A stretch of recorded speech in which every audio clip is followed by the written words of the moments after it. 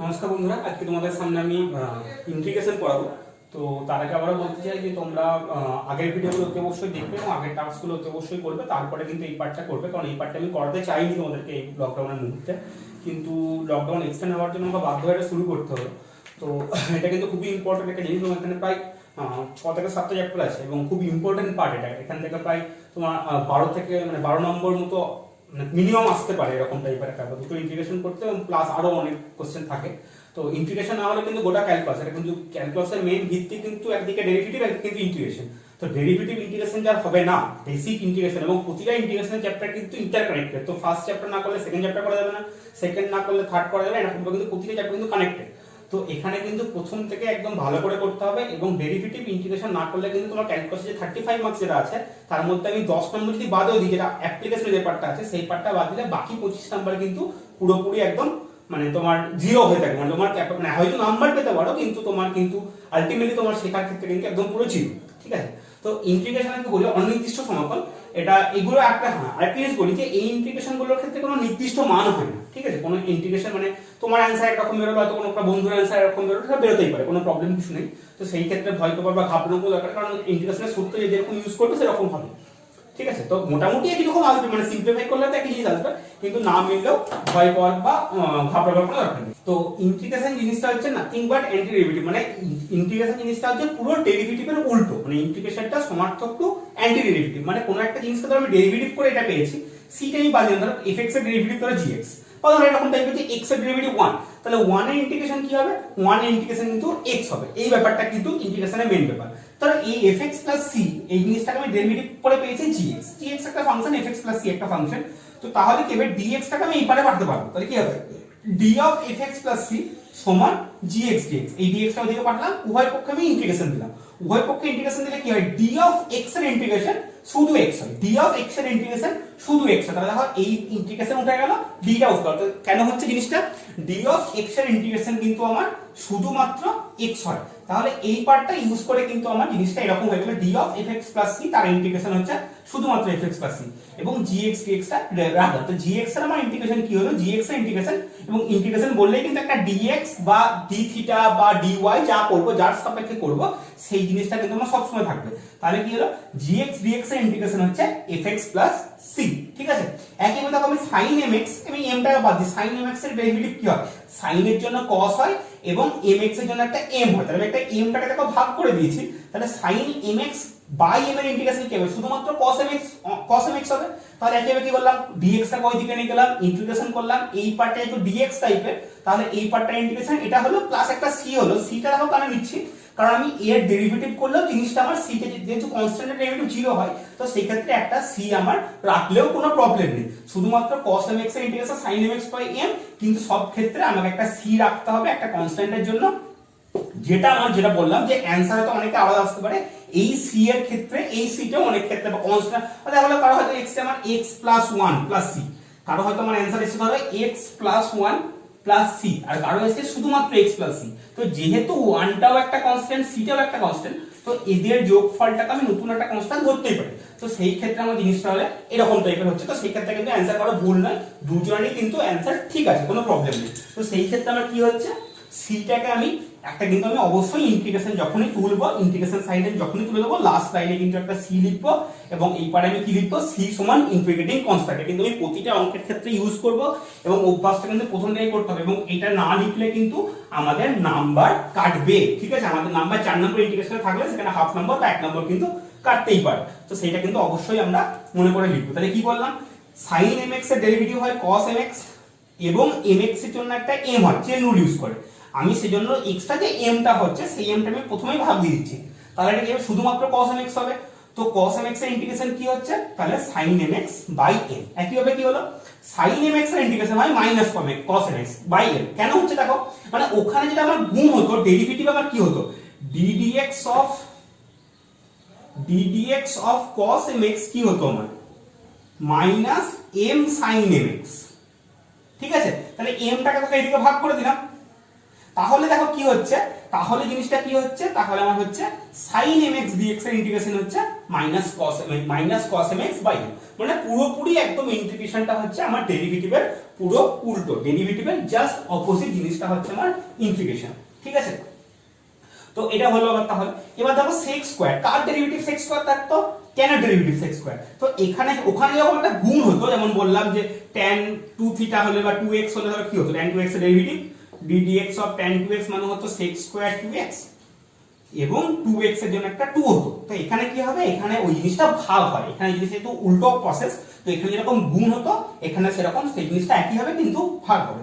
একই ভাবে দেখো cot এর ডেরিভেটিভ হতো মাইনাস cosec স্কয়ার, তো এখানে একটা ভাগ হচ্ছে কারণ m আছে বলে, m টা 1 থাকলে 1 এখানে বাই 1 হবে, লেখার দরকার নেই, 2 থাকলে বাই 2 করব এরকম করে। তো একেবারে sec mx tan mx এর ইন্টিগ্রেশন হচ্ছে sec mx by m plus c, কিন্তু সব ক্ষেত্রে লিখতে হবে। cosec mx cot mx এর ইন্টিগ্রেশন হচ্ছে minus cosec mx by m plus c। একইভাবে x to the power n এর ইন্টিগ্রেশন হচ্ছে x to the power n plus 1 by n plus 1। দেখো সবসময় এখানে পাওয়ারটা কি 1 যোগ হবে এবং 1 বিয়োগ হবে।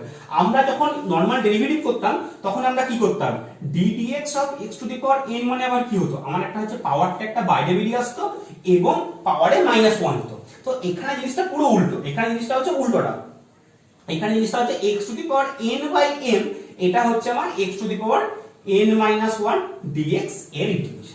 ঠিক আছে, একইভাবে dx বাই x, যদি x এর পাওয়ার যদি মাইনাস 1, n এর x এর পাওয়ার যদি মাইনাস 1 হয় তো সেই ক্ষেত্রে dx বাই x মানে হচ্ছে log অফ mod x, এবং a to the power mx মানে হচ্ছে a to the power mx by m log। ওখানে শুধু এখন log a বা m log এ গুণ হতো, এখানে জাস্ট ওই পার্টটাই ভাগ হচ্ছে। এখানে যখন শুধু m ভাগ হচ্ছিল, এখানে সেরকম m log এ কিন্তু ভাগ হচ্ছে। ঠিক আছে, একইভাবে e to the power mx এর জন্য e to the power mx by m হতো, ওখানে যখন হচ্ছে e to the power mx into m হতো, এখানে সেরকম একইভাবে জাস্ট একটা ভাগ হচ্ছে, ওখানে গুণ হতো এখানে ভাগ হচ্ছে।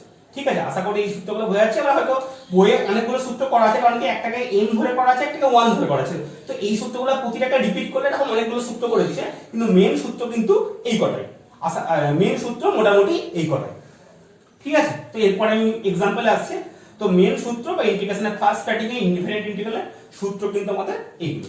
তো আলটিমেটলি আরেকটা জিনিস আমি বলতে ভুলে গেছি, মানে বলতে ভুলেছিলাম, মানে বললাম যদিও ইনডাইরেক্ট মানে অন্যভাবে। তো এই যে সি যে ব্যাপারটা আছে, এই সি ব্যাপারটা আলটিমেটলি আমাদেরকে total family of curves K denote করে। মানে আমার ধরো y সমান ধরো আমার dx মানে x এসছে, x প্লাস মানে x সমান শুধু x এর একটা মানে এ হবে x প্লাস 1, মানে সরলরেখায় আসবে জিনিসটা, কিন্তু বিভিন্ন রকমের মানে সরলরেখার পজিশনটা চেঞ্জ হবে। তো বৃহত্তর ক্ষেত্রে ব্যাপারটাকে ইন্ডিকেট করার জন্য আমরা একটাকে সাধারণ কনস্ট্যান্ট বা জেনারেল কনস্ট্যান্ট ডিনোট করি, যেটা হচ্ছে গোটা ফ্যামিলি অফ স্ট্রেট লাইন কে বা যে কোনো রকম কিছুকে, সেটা আমাকে গোটা ফ্যামিলিটাকে বোঝাবে যে সি এর মানটা যেরকম চেঞ্জ হবে সেরকম আমার জিনিসটাও চেঞ্জ হবে। ঠিক আছে, এরকম হচ্ছে আমার ব্যাপারটা। তাহলে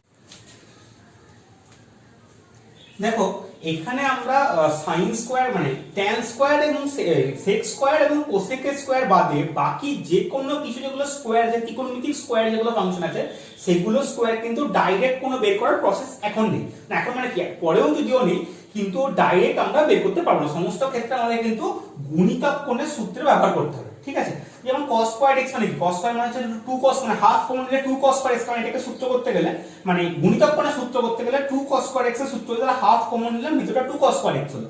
এবার দেখো 2 cos স্কয়ার x মানে হচ্ছে 1 plus cos 2x, 1 plus cos 2x করলাম। এবার এটা মানে কি 1 এর ইন্টিগ্রেশন প্লাস cos 2 এর ইন্টিগ্রেশন, মানে 1 এর সঙ্গে dx আছে প্লাস cos 2x এর সঙ্গে dx, তো 1 এর ইন্টিগ্রেশন কি হবে x, এবং cos 2x এর কি হবে sin 2x বাই 2। তাহলে 1 এর ইন্টিগ্রেশনটা কোন সূত্র হচ্ছে, যেটা x to the power n এর যে আমরা সূত্রটা করেছিলাম, x to the power n মানে হচ্ছে x to the power n plus 1 by n plus 1, সেই সূত্রে দেখো n সমান 0 হলে দেখো 1 আসছে, 1 মানে হচ্ছে এই জিনিসটা, তার ইন্টিগ্রেশন হচ্ছে x to the power 0 plus 1 by 0 plus 1 মানে x হচ্ছে। একইভাবে দেখো sin স্কয়ারের ক্ষেত্রে কি হবে, হাফ কমন 2 sin স্কয়ার হবে, তো এই জিনিসটা আমাদের প্লাস হয়ে যাবে, এখানে আমার মাইনাস হবে। তাহলে একই প্রসেসে এই জিনিসটা আমি করতে পারছি। cos কিউব হলে কি, cos কিউবের ক্ষেত্রে আমি cos 3 থিটার সূত্র থাকতো আমাদের, তো 1/4 করলে 4 cos কিউব। cos 3 থিটার সূত্র আমাদের কি ছিল, cos 3 থিটার সূত্র ছিল cos 3 থিটা বা cos 3x সমান 4 cos cube x minus 3 cos x। তো এই জিনিসটাই বা তাহলে এখান থেকে আমি 4 cos কিউব এর মান কি হবে, cos 3x plus 3 cos x বসিয়ে দিলাম। এবার cos 3x এর ইন্টিগ্রেশন তাহলে কি হবে, ওই সূত্র ওয়াইজ বাই m করে sin 3x বাই 3, এবং 3 cos x এর ইন্টিগ্রেশন কি হবে, এটা হবে আমার 3 sin x, সরি তাহলে হবে 3 sin x প্লাস 3 হলো। তাহলে একইভাবে যদি cos টু পাওয়ার 4 করি, cos টু পাওয়ার 4 মানে কি 1/4, এবং ভিতরটা 4 হয়ে গেল, তাহলে এটা 1/4 করলে কি হবে, 1/4 করলে ভিতরটা 4 হবে, সেটা আমি এক লাইনে ডাইরেক্ট করে দিচ্ছি 2 cos স্কয়ার x এর হোল স্কয়ার। বা 2 cos স্কয়ার x মানে কি, আবার 1 প্লাস cos 2x, ওটাকে লিখলাম, ওটাকে হোল স্কয়ার ভাঙলাম, হোল স্কয়ার ভাঙলে দেখো এই দুটো পার্ট দেখো নরমাল চলে, সেখানে কোনো স্কয়ার নেই, কিন্তু এই পার্টটাই আবার স্কয়ার আছে। তো এই পার্টটাকে আমি কি করতে পারি 2 cos স্কয়ার x বাই 2 করতে পারি। তো সেই জিনিসটাকে কি করেছি 2 cos স্কয়ার x বাই 2 টাকে 2 cos স্কয়ার 2x মানে আবার 1 প্লাস cos 4x এবং বাই 2টা আমার তাহলে থেকে গেছে, বাই 2টা রেখে দিলাম।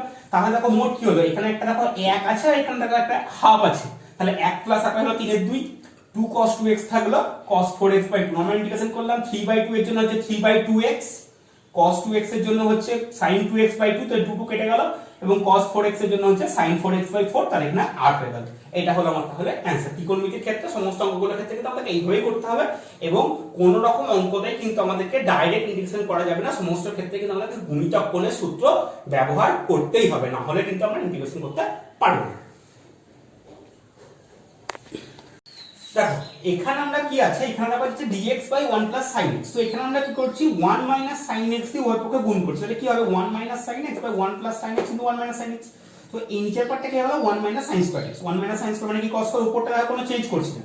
এবার কি করছি নিচেরটা দুটো পার্টে ভেঙে নিচ্ছি এবং ডিস্ট্রিবিউট করে দিচ্ছি, 1 বাই cos স্কয়ার একটাকে করছি, একটাকে sin x by cos square করছি। 1 বাই cos মানে কি হয় sec হয়, তাহলে 1 বাই cos স্কয়ার মানে কি হবে sec স্কয়ার হবে, এবং দেখো sin x by cos square আছে, তাহলে sin x by cos x মানে কি হয় একটা tan হয়, এবং আরেকটা যে এক্সট্রা cos x পড়ে আছে তো সেটা কি হবে আমার তাহলে sec x হবে, তাহলে sec স্কয়ার x এর ইন্টিগ্রেশন tan x এবং sec x tan x এর integration sec x plus c তো একটা হবে। এবার কিন্তু একটা মজার ব্যাপার দেখো, cos x এর ক্ষেত্রে করতে গেলে কিন্তু cos এর আমার অলরেডি আমার সূত্র আছে, cos এর ক্ষেত্রে অলরেডি আমার সূত্র আছে। সেকেন্ড অঙ্কটার ক্ষেত্রে যেটা বলছি, সেকেন্ড অঙ্কটার ক্ষেত্রে হবে এর 1 মাইনাস cos x মানে কিন্তু 2 sin স্কয়ার x বাই 2, এখানে কিন্তু এরকম ভাবে করলে হবে, এই প্রসেসটা কিন্তু আমি পরে দেখিয়েছি এবং এখানে কিন্তু ইজিলি হয়ে যাবে, তো আমি ফালতু অত খাটবো না।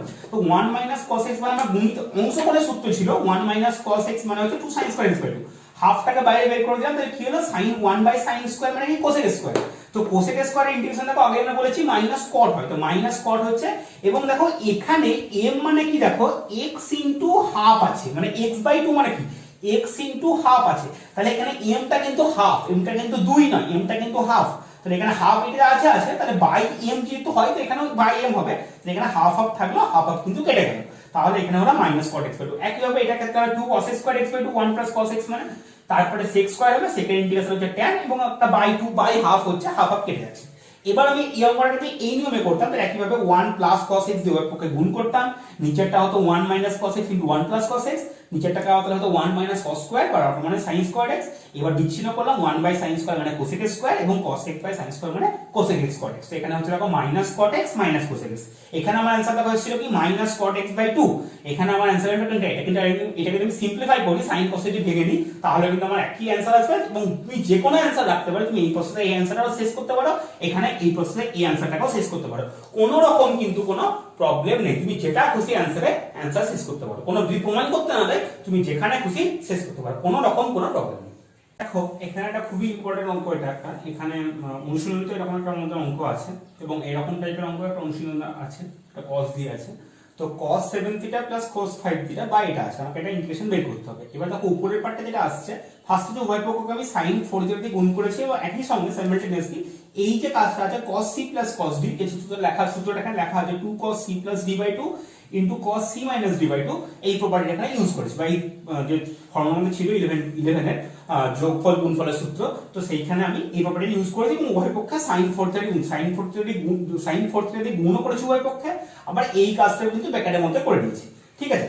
এবার দেখো জিনিসটা যেটা আসছে, এই পার্টটা যেটা আসছে, দেখো এই পার্টটা আসছে 2 sin থিটা cos থিটা বা 2 sin 4 থিটা cos 4 থিটা, তার মানে হচ্ছে 2 sin a cos b মানে হচ্ছে sin 2 থিটা, তো এটা sin 8 থিটা হয়ে গেল। উপর পার্টটাকে যেরকম আছে সেরকম রেখে দিলাম, জাস্ট দুই টাকা বাইরে বের করলাম, মানে দুই টাকা পাশে রাখলাম। এবার দেখো এই যে আমার sin c মানে sin d, তার সূত্রটা হচ্ছে cos এর ক্ষেত্রে প্লাস হয়, sin এ মাইনাস হয়, তো সেখানে দেখো হচ্ছে sin cos 6 থিটা এবং sin minus 2 theta. sin minus 2 theta মানে কিন্তু শুধুমাত্র sin তো নয়, cos এর ক্ষেত্রে সেটা হয় sin minus 2 থিটা মানে কিন্তু minus sin 2 থিটা, তাই না, minus sin 2 থিটা করছি এবং cos 6 থিটা দেখো এখানে পুরো ক্যান্সেল হয়ে যাচ্ছে, এবং sin 4 থিটাকে পরের লাইনে আমি কি করেছি sin 4 থিটাকে ভেঙে নিয়েছি 2 sin 2 থিটা cos 2 থিটা, মানে যখন 2 sin 2 থিটা cos 2 থিটা মানে যখন sin 4 থিটা হয় সেরকমই sin 4 থিটা মানে কিন্তু 2 sin 2 থিটা cos 2 থিটা হবে, সেটা ভেঙে নিলাম, এবং নিচেতে একটা sin 2 থিটা আছে, sin 2 থিটা কেটে গেল, তাহলে আমার পড়ে থাকলো কি, এবং এই মাইনাসটা বাইরে বেরিয়ে এসেছে, কি এসেছে মাইনাস বাইরে বেরিয়ে গেল, মাইনাসটা ধরো বাইরে বেরিয়ে থাকলো, তাহলে কি হলো 2 cos 2 থিটা cos থিটা, তাহলে আমরা এটাকে 2 cos a cos b সূত্র করে দিই, সূত্রটা কি হয় cos a plus b plus cos a minus b, এটা করলাম। এবার cos θ সূত্র কি sin 3θ/3, আর এটা হচ্ছে cos θ এর জন্য হচ্ছে প্লাস sin θ। তাহলে আমার গল্প হয়ে গেল। এবার দেখো এখানে আমার জিনিসটা আছে এরকম টাইপের আছে, উপরে আমার cos 2x sin x, তো এই জায়গাটা অন্য কিছু করা যাবে না, আমাদের একটাই কাজ করা যেতে পারে, cos 2x আমি দুটো সূত্র, তিন রকম সূত্র ভাঙতে পারি নরমাল, মানে sin cos দিয়ে। একটা হচ্ছে cos squared x sin squared x, একটা হচ্ছে 1 2 sin squared x, আর একটা হচ্ছে 2 cos squared x 1। যেহেতু আমার এই জিনিসটাকে আমি কোনো চেঞ্জ করতে পারবো না, বা এই পার্টটাকে কোনো চেঞ্জ করতে পারবো না, সেজন্য আমি তাহলে এখানে যেহেতু আমার 1 2 sin x আছে, তাহলে আমি এখানে শুধুমাত্র sin এর যে সূত্রটা আছে 1 2 sin squared x cos 2x টাকে ওই সূত্র ইউজ করলাম। এবার উপর থেকে মাইনাস কমন নিয়ে উপরটাকে আমি রিটার্ন করলাম, রিটার্ন করে একটা পার্ট ক্যান্সেল হয়ে গেল। এবার বাকি পড়ে থাকলো মাইনাস থাকলো, কারণ sin x 1 হলো। তাহলে এটা কি হবে, sin x এর মাইনাস cos x, তাহলে মাইনাস cos x আর একটা মাইনাস আসলে প্লাস cos x হলো, আর এখানে মাইনাস মাইনাসে প্লাস 1 ইন্টিগ্রেশন x, তাহলে এটা হয়ে গেল। তাহলে ঠিক আছে, আশা করি এটা বোঝা গেছে। এই পার্টটা কিন্তু খুব ইম্পর্টেন্ট। ফার্স্ট হচ্ছে উভয় পক্ষে sin, এই যে জিনিসটা থাকবে এখানে, যে আমাদের cos 4θ যেটা আছে এইটারই sin পার্ট দিয়ে আমি গুণ করব। এখানে cos 4θ আছে বলে উভয় পক্ষকে আমি এইটারই, এই 4θ এখানে যেটা থাকবে, এই যে এই জায়গায় যে থিটা থাকবে তারই sin পার্ট দিয়ে উভয় পক্ষে গুণ করব। তারপরে প্রসেসটা আমার কন্টিনিউ হবে। উপর পার্টটা ফার্স্ট ভিতরের কাজটা হবে, তারপরে হচ্ছে এখানকার যে পজিশনটা হচ্ছে সেই পজিশনের কাজটা হবে, এবং তারপরে একটা ক্যান্সেল হবে, এবং তারপরে উপরটাকে বা যেটা ভাঙতে হবে সেরকম ভাঙবো আর কি, সেরকম দরকার হয়। কোনো ক্ষেত্রে দেখা যাবে এইটা বেশি আছে, এইটা বেশি নেই, তো সেই ক্ষেত্রে আমি এটাকে রেখে দেবো এবং এইটাকে ভাঙবো, তখন দেখা যাবে এটা হয়তো কেটে গেল এবং বাকি পার্টটা হয়তো এমনি হয়ে গেল। তো আমার এখানে এটা বেশি ছিল বলে আমি এটাকে ভাঙলাম, বা এখানে এই জিনিসটাকে আর কি ভেঙেছি আমি এখানে। কিন্তু যদি আমার দেখা গেল যে এইটা বেশি থাকতো, তাহলে কিন্তু আমাকে এই জায়গা ভাঙতে হতো, এইটাকে ফিক্স রাখতে হতো। যেরকম আমার বেশি থাকবে বা যেটা বেশি থাকবে সেটাকে কিন্তু আমি ভাঙবো, তুমি কাটতে পারো, মোট কথা কিন্তু আমি ক্যান্সেল করতে পারি। তারপরে দেখো এটাকে আগেকার সূত্র যেটা আমাদের ছিল সেরকম সূত্র ওয়াইজ ইউজ করলাম। এখানে তো বললাম এখানে সূত্র করার জন্য এটাকে আমি 1 2 sin square করলাম। যদি নিচে আমার cos এর সূত্র থাকতো বা এখানে যদি cos দিয়ে দেওয়া থাকতো, তাহলে আমি কিন্তু 2 cos squared x 1 এর সূত্র করতাম, এবং এটা তখন কিন্তু এখানে sin x দেওয়া থাকতো না, এবং এখানেও cos x দেওয়া থাকতো, এবং এখানে যদি cos x দেওয়া থাকতো তাহলে কিন্তু cos 2x টাকে আমি cos এর সূত্র ভাঙতাম এবং তারপরে একই জিনিস করতাম। এই অঙ্কটাই কিন্তু আমাদের অনুশীলনীতে আছে। দেখো এখানে আমরা নেক্সট एग्जांपल বলবো sec square theta cosec square theta. তো এটা মানে কি লেখা যায়, sec স্কয়ার মানে কি 1 cosec cos স্কয়ার, এবং cosec স্কয়ার মানে 1 sin স্কয়ার। তো 1 টাকে তো আমরা এরকম লিখতে পারি sin square plus cos square. এবার বিচ্ছিন্ন করছি, দেখো sin স্কয়ার বাই গোটাটা cos স্কয়ার বাই গোটাটা, sin স্কয়ার বাইটা করলে sin স্কয়ার কেটে যাবে, শুধুমাত্র cos স্কয়ার থাকবে, মানে 1 cos স্কয়ার মানে sec স্কয়ার, এবং এখানে শুধুমাত্র sin স্কয়ার থাকবে, এটা মানে হচ্ছে cosec স্কয়ার। তাহলে sec স্কয়ার ইন্টিগ্রেশন হচ্ছে tan থিটা, এবং cosec square integration minus cot theta. তাহলে হয়ে গেল tan theta by cot theta, মানে কি দেখো cot থিটা মানে 1 tan থিটা, তাহলে কি হবে tan স্কয়ার থিটা। এবার tan square theta direct integration করা যায় না, আমি বলছি শুধুমাত্র sec স্কয়ারে এবং cosec স্কয়ারে করা যায়, এই দুটোই শুধুমাত্র ডাইরেক্ট ইন্টিগ্রেশন করা যায়। তো tan স্কয়ার মানে কি sec স্কয়ার থিটা মাইনাস 1, এবার sec square integration, sec square মানে tan থিটা, 1 মানে হচ্ছে থিটা গেল। এবার এই অঙ্কটা খুব ইম্পর্টেন্ট অঙ্ক, sec x plus tan x, sec x plus tan x এর ভিতরে শুধুমাত্র ভিতরে কাজ হচ্ছে, বাইরে কোনো কিছু, বাইরে এই যে ইন্টিগ্রেশন tan ইনভার্স dx সবগুলো কিন্তু প্রতিটা লাইন একদম যেরকম ছিল এতটা অবধি কোনো কাজ নেই ওর, ঠিক আছে, শুধু ভিতরের কাজ হচ্ছে। তো ভিতরের কাজটা তুমি আলাদা করেও নিতে পারো, যে ভিতরের কাজটা করলে আমি ডাইরেক্ট এই জিনিসটাকে ওখানে বসাতে পারো বলছি। তো এখানে হলো 1 cos x plus sin x, লসও করে দিলাম কি 1 sin x by cos x। এবার 1 sin x মানে দেখো আমাদের সূত্র আছে, গুণিত অংশ মানে সূত্রটা আছে cos x by 2 plus sin x by 2 whole square by cos square x by 2 minus sin square x by 2। তো এইটাকে a square minus b square টা কিভাবে ভাঙতে পারি, a plus b into a minus b ভাঙতে পারি এটাকে আমরা। তো এটা কি হলো cos x by 2 plus sin x by 2 whole square, এটা হলো cos x by 2 plus sin x by 2 cos x by 2 minus sin x by 2। এবার একটা করে কেটে গেল, একটা পাওয়ার কেটে গেল, এখানে কি করতে হলো cos x by 2 plus sin x by 2 cos x by 2 minus sin x by 2। এবার উভয় পক্ষকে আমি cos x by 2 দিয়ে ভাগ করলাম, তাহলে কি হলো 1 plus tan x by 2 1 minus tan x by 2। এটা মানেই হয় আমাদের সূত্র ছিল আগে tan of a plus b, যেখানে a মানে হচ্ছে pi by 4, b মানে হচ্ছে x by 2। তাহলে কি হলো tan inverse tan of pi by 4 plus x by 2। এরপরে কিন্তু এই লাইনটা, তাহলে tan inverse tan of pi by 4 plus x by 2। তাহলে কি হলো tan ইনভার্স tan থাকলে কিন্তু tan ইনভার্স tan পুরোটা উঠে যায়, শুধুমাত্র ভিতর পার্টটা পড়ে থাকে। তাহলে pi by 4 plus x by 2, pi by 4 integration কিন্তু কনস্ট্যান্ট একটা, pi by 4 integration pi by 4 into x হবে, এবং x by 2 integration x square by 4 হবে, তাহলে x স্কয়ার by 4 হবে, কারণ x এর ইন্টিগ্রেশন দেখো x স্কয়ার by 2, আর একটা x টা 2 আছে বলে একটা by 2 হবে, আর একটা x স্কয়ার by 4 তাহলে এই হলো আমাদের অনিশ্চিত সমাকল এই চ্যাপ্টারের ইন্টিগ্রেশনের সূত্র বা জিনিস। এবং এরপরে যা যা আছে বাকি আমাদের এরকম সূত্রটা ইউজ করতে হবে। এবং আরেকটা জিনিস এখানে বলা উচিত, যেটা হচ্ছে e টু দি পাওয়ার যদি এরকম টাইপের থাকে e to the power log x, তো এটা মানে বা log of x to the power বা e টু দি পাওয়ার ধরো এরকম আছে 5 log x, এটা মানে কি, এটা মানে হচ্ছে e to the power log of x to the power 5 এবং অবশ্যই কিন্তু বেসে এখানে ই আছে, এটা না লিখলেও কিন্তু বেসে ক্যালকুলাস আমরা ই ধরে নিই। তো এই গোটা পার্টটা বাদ চলে যাবে এবং এটা মানে হচ্ছে শুধুমাত্র x টু দি পাওয়ার 5। এরকম অঙ্ক কিন্তু কয়েকটা আছে, ঠিক আছে, e to the power 5 log x, এখানে এটাকে এরকম সিম্পলিফাই করতে হবে এবং তারপরে ইন্টিগ্রেশনটা করতে হবে। তো এই জিনিসটা কিন্তু আমাদের কাজে লাগাতে হবে। এবং ত্রিকোণমিতির যে সূত্রগুলো আমাদের ছিল ওই চ্যাপ্টারটা কিন্তু মানে ওই জিনিসগুলো ঝালানোর জন্য মেন চ্যাপ্টার হচ্ছে এই চ্যাপ্টার, কারণ পরের চ্যাপ্টার কিন্তু অ্যাডভান্সে চলে যাবে বা একটু কঠিন হবে ব্যাপারটা। কিন্তু এই চ্যাপ্টারে মেইনলি কিন্তু প্রতিটা অঙ্কই কিন্তু ত্রিকোণমিতির সূত্র দিয়ে হবে। তো ত্রিকোণমিতির সূত্রগুলো কিন্তু একদম লক্ষ্য দর্পণে করতে হবে। যেখানে যারা পড়োনি বা যেখানে যারা ভালো করে প্র্যাকটিস করেনি তাদের কাছে কিন্তু রিভিশন করার বা সূত্রগুলো মুখস্থ করার জিনিস। আমরা অঙ্ক ত্রিকোণমিতি গণিতকরণের বা অংশকরণের আমরা অ্যাপ্লিকেশন চাই না, ওগুলোর অঙ্ক চাই না, 11 অঙ্ক চাই না, কিন্তু ওখানকার যে সূত্রগুলো আছে সূত্রগুলো কিন্তু আমাদের প্রতিটা পদে পদে লাগবে। ইন্টিগ্রেশনে বলো ভিডিও লেগেছে, কিন্তু ইন্টিগ্রেশনের প্রতিটা পদে পদে কিন্তু আমাদের ওই সূত্রগুলো লাগবে। তো ওই সূত্রগুলো কিন্তু অতি অবশ্যই মুখস্থ করতে হবে। এবং ইন্টিগ্রেশনের ফার্স্ট চ্যাপ্টারটি শুরু হলো এবং পরপর ভিডিওটা চলতে থাকবে 2-1 দিন পর পর করে। তো তোমরা কিন্তু অঙ্কগুলো করতে থাকো এবং অতি অবশ্যই কোনো প্রবলেম হলে জানাবে এবং আরো কিছু অঙ্ক আমি শেয়ার করে দেবো। তো আশা করি ভিডিওটা ভালো লাগবে তোমাদের বা দেখলে হয়তো প্রবলেমগুলো সলভ হবে। বেশিরভাগটাই আমি উদাহরণগুলো মানে বোঝানোর চেষ্টা করেছি এবং তার সময় কয়েকটা হয়তো আমি এক্সাম মানে অনুশীলনের অঙ্ক বলেছি, যেমন cos স্কয়ারের ইন্টিগ্রেশন বা sin কিউবের ইন্টিগ্রেশন বা cos 4x এর ইন্টিগ্রেশন যেগুলো ছিল, বেশিরভাগটা কিন্তু উদাহরণটা কভার করার চেষ্টা করছি। উদাহরণগুলো বুঝলে হয়তো ওই টাইপের যে অঙ্কগুলো আছে সেগুলো হয়তো হয়ে যাবে, ঠিক আছে। তো ঠিক আছে, ইন্টিগ্রেশন শুরু হয়ে গেল।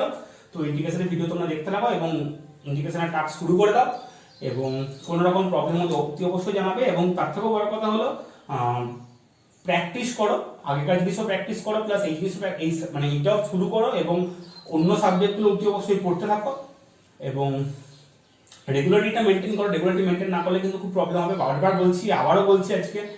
তো ঠিক আছে, দেখা যাক কি হয় তাহলে।